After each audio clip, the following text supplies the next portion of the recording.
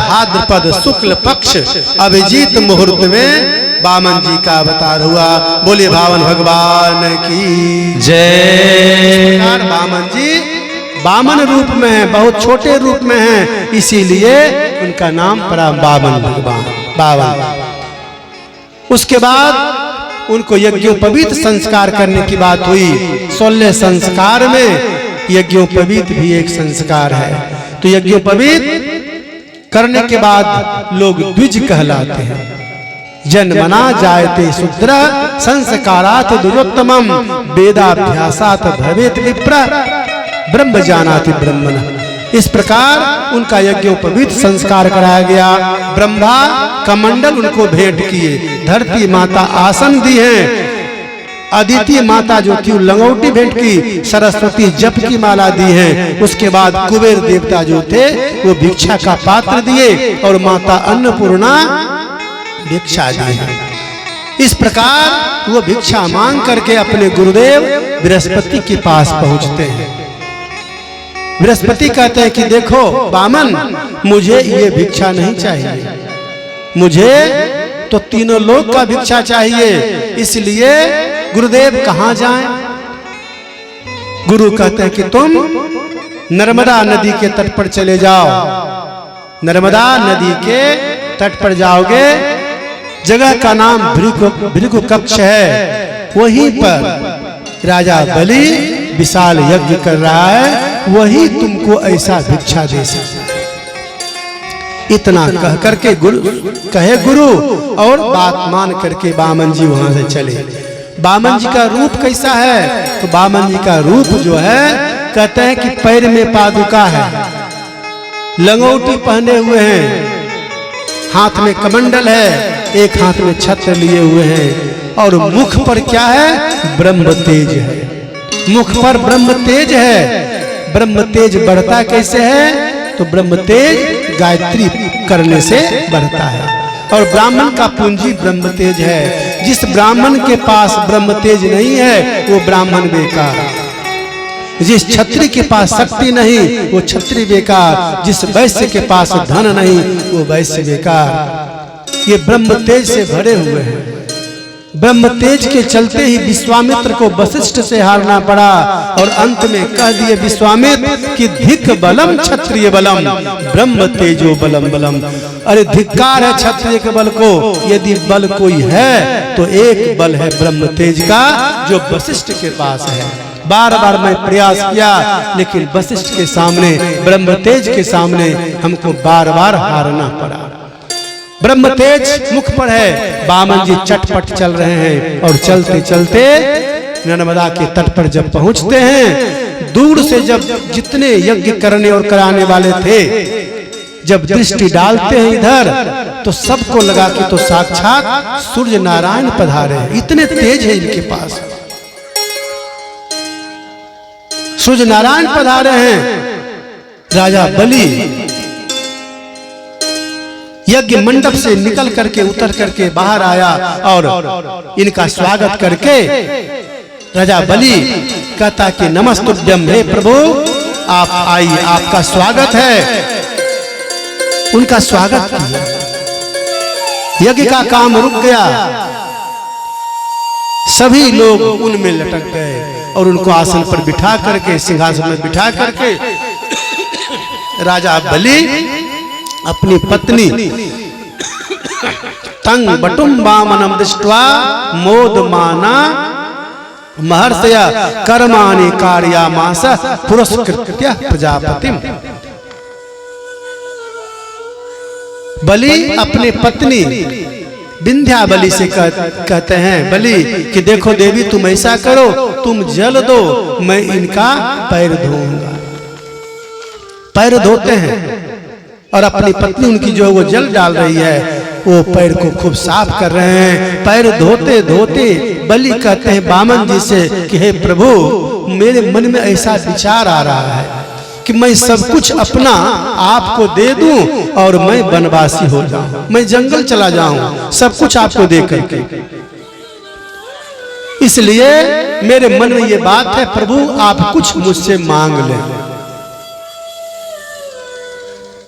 स्वागत किए कि स्वागतम ते नमस्तुभ्यम ब्रह्मणम करवामि ते ब्रह्मर्षीणाम तपः साक्षान मंदे तावार बदुर। हे प्रभु, आपका स्वागत है, आप पधारे, मेरा अहोभाग्य है, मेरे मन में ऐसी इच्छा है कि मैं आपको दूं। क्या चाहिए आपको सो बोलिए। यद यद बटो बांग छसी, आप जो मांग लेंगे मैं आपको दूंगा। गाय चाहिए, कांचन गुणबद्धामृष्टम तथा लोपेतम च विप्रकन्या। क्या आपको चाहिए? गाय चाहिए, धन चाहिए, सोना चाहिए, आप जो मांगेंगे मैं दूंगा। यदि आपकी विचार विवाह करने की हो तो आपके बराबर की एक विप्र कन्या भी ला करके आपका विवाह संपन्न करा दूं।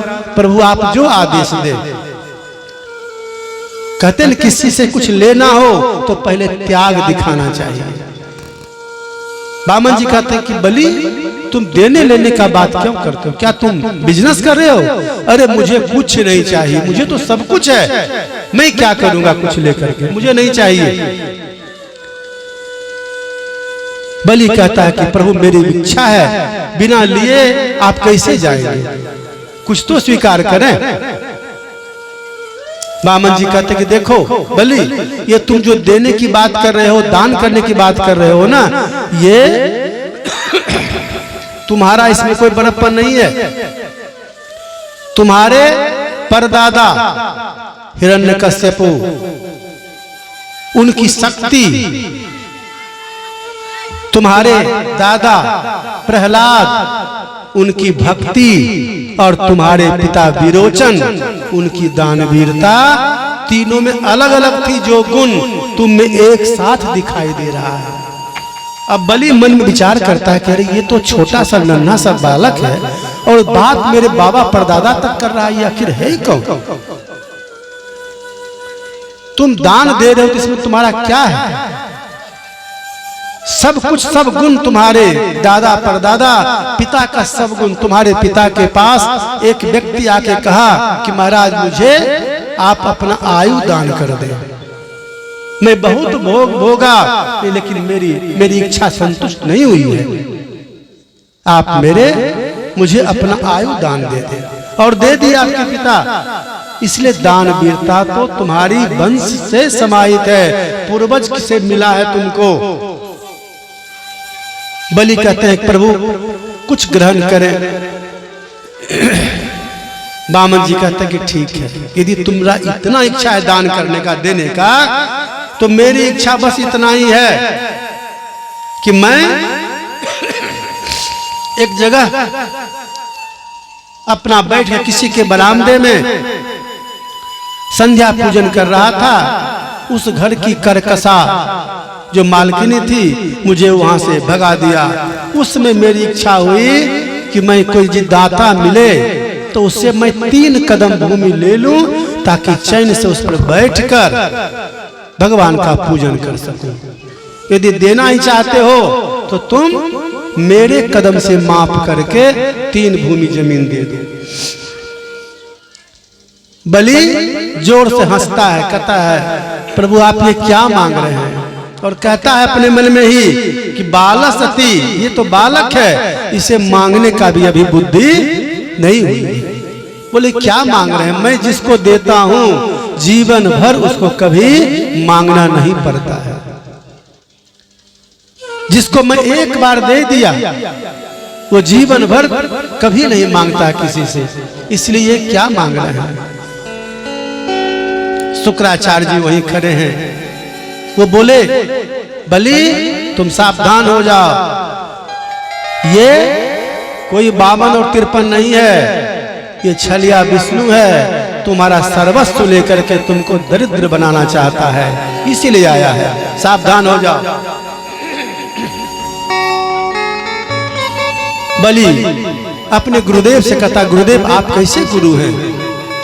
कहते हैं कि स्वादत्तम परदत्तम बा ब्रह्म वित्तम हरस्ये खष्टी वर्ष सहस्त्राणी विष्टायाम जायते कृमि। जो किसी को देने में रोकता है या कह करके नहीं देता है या यदि गच कह लिया नहीं दिया, कोई दे रहा उसको रोक दिया, यदि ऐसा कोई करता है या दे करके उससे छीन लिया, जो व्यक्ति ऐसा करता है वो 60,000 वर्ष तक निष्ठा का कृमि बनता है। इसलिए प्रभु ऐसा कृपा आप ना करें। आप गुरुदेव हैं, आप मुझे दान करने से ना रोकें। दान देने में मुझे कोई दिक्कत नहीं, बस दिक्कत यह है जी कह के ना दूं तो मेरे पूर्वजों की जो ख्याति है वो धूमिल हो जाएगा। मुझे चिंता इस बात की है। इसलिए गुरुदेव बहुत समझाए, लेकिन बलि नहीं माना। बोले कि नहीं, बोले संकल्प करो।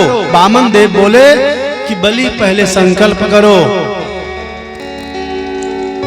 बलि कहता कि संकल्प क्या करना है प्रभु, आप जो कह रहे हैं मैं दूंगा। कम से कम मेरे पैर से लीजिए, थोड़ा बड़ा हो जाएगा, मेरे पैर से माप के ले ले। बोले नहीं, मुझे अपने पैर से चाहिए। संकल्प करो, संकल्प का कोई विकल्प नहीं होता। ठीक है, जल, बोले कि जल लाओ। जल लाए तो उससे जो जल गिरने वाला छिद्र था उसमें जाके शुक्राचार्य, गुरु का काम क्या है? शिष्य का रक्षा करना, विपत्ति से बचाना। अंत में जब कुछ बात नहीं माना बलि, तो जाकर के उस बर्तन के भीतर छिद्र में जाकर के शुक्राचार्य जी छिप गए। जल गिर नहीं रहा था। वामन जी बोले लाओ बलि जरा मैं देखूं तो क्या है, लगता है कुछ फंसा हुआ है। एक कुसा लेकर के उस छिद्र में डाल दिए। शुक्राचार्य जी की आंख, एक आंख फूट गई। शुक्राचार्य जी बाहर निकल गए और इधर संकल्प ले लिए। शुक्राचार्य जी अब निकल के बाहर आते हैं। अब विचार करते हैं शुक्राचार्य जी कि दिया कोई लिया कोई, अब व्यर्थ में आंख शुक्र ने खोई। बोले देने वाला खुश, लेने वाला खुश, मैं अपना आंख बेकार गमा दिया। संकल्प ले करके अब वामन जी अपना स्वरूप को विस्तार किए और उसके बाद सबसे पहले नीचे नापे। अतल वितल सुतल तलातल महातल रसातल पाताल वाप लिए। ऊपर भू, ऊपर जब पैर किए तो भूर भुवः स्वः मह जन तप सत्य, सत्य लोक को छिद्र करके ब्रह्मलोक में उनका चरण पहुंच गया। ब्रह्मा जी पहचान गए कि तो नारायण का चरण है। चरण को धो करके अपने कमंडल में रख लिए। वही कमंडल में रखा हुआ जो जल था उसका वही विष्णुपदी गंगा बने। उसका 4 भाग हुआ, सीता, अलकनंदा, भद्रा और चक्षु, 4 रूप जगह बांटा गया। वही अलकनंदा जो है गंगा के रूप में प्रकट हुई। इस प्रकार जिसे भागीरथी ला करके आज हम सबके बीच गंगा मैया विराजमान है। बोले गंगा मैया की जय। इस प्रकार ऊपर नीचे सब नाप लिए। सभी दैत्य बोले कि इसको तो हम लोग बंदी बना लेते हैं। गुरुदेव क्रोध में फिर वहां से चले गए। बलि कहता है अपने लोगों से कि देखो भाई, अभी तुम ऐसा कुछ काम मत करो, अभी मेरा बहुत बुरा समय चल रहा है। गुरुदेव भी गुस्सा करके चले गए। इसलिए अभी विपत्ति के समय विवेक से काम लेना चाहिए। अभी शांत हो जाओ, जो होता है होने दो। सब कुछ नाप लिए। भगवान कहते हैं कि बलि अब मैं अपना कदम तीसरा कहां रखूं? बलि कहता है कि प्रभु धन बड़ा कि धनवान बड़ा? वामन जी बोले कि नहीं, बड़ा तो धनवान होता है। बोले कि तो अभी तो आप मेरा धन लिए हैं, मैं तो बाकी हूं। अपना तीसरा चरण मेरे सिर पर रखिए। वामन जी उनके सिर पर अपना पैर रख दे, चरण को रखे। उसी समय उसके बाद वामन जी कहता कि बलि तुम जो कहा तुमने किया, अब कुछ तुम मुझसे मांग लो, तुमको जो चाहिए मांग लो। बलि कहता कि प्रभु मेरी इच्छा यही है कि आप ये देना चाहते हैं तो मेरी इच्छा है कि जो आपका ये रूप है, आपके रूप को मैं हमेशा देखता रहूं। बस इतनी कृपा कर दें। भगवान क्या किए? बोले कि जाओ बलि तुम सुतल लोक का राज करो।